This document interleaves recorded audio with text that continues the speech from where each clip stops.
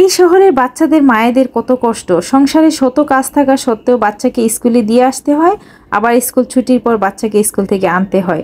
যদিও আমাকে স্কুলে দিয়ে আসতে হয় না, আপনাদের ভাই আমার ময়নাকে স্কুলে দিয়ে আসে, কিন্তু ছুটির পর আমি যেয়ে নিয়ে আসি। হঠাৎ করে আজকে একটা অ্যাক্সিডেন্ট দেখে অনেকটাই ভয় লাগলো, তো সেটা শেয়ার করছি। হ্যালো ভিউয়ার্স, আসসালামু আলাইকুম। আশা করি সবাই ভালো আছেন। আলহামদুলিল্লাহ আমিও ভালো আছি।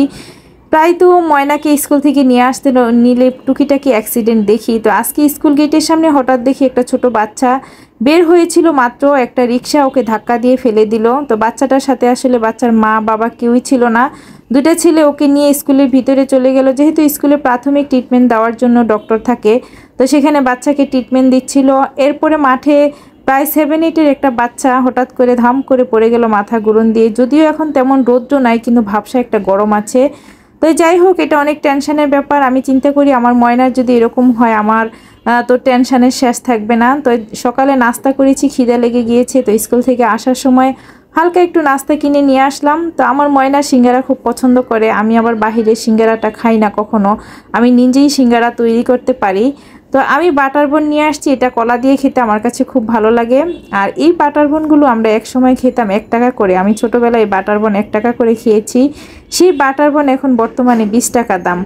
যাই হোক, বাটার বন কিংবা ব্রেড দিয়ে আমার কলা দিয়ে খেতে খুব ভালো লাগে। কিন্তু মনে মনে চিন্তা করছি যে আসলে কখনোই মিস করি না আমি আমার ময়নাকে স্কুল থেকে। কখনো আপনাদের ভাইয়া বাসা থাকলে সে নিয়ে আসে, আর আপনাদের ভাইয়া যদি না থাকে অবশ্যই আমাকে যে আনতে হয়। আমি কখনো বাচ্চাদের একা ছাড়ি না, একা কখনো আমার ছাড়তে ভয় লাগে। যদিও আমার বাসা থেকে স্কুল অনেকটাই কাছে, কিন্তু চাইলে আমার মেয়ে নিজেও রিক্সা দিয়ে চলে আসতে পারে। কিন্তু এই ছোটোখাটো আসলে অ্যাক্সিডেন্টগুলো আমাদের অনেক বেশি ভয় লাগে।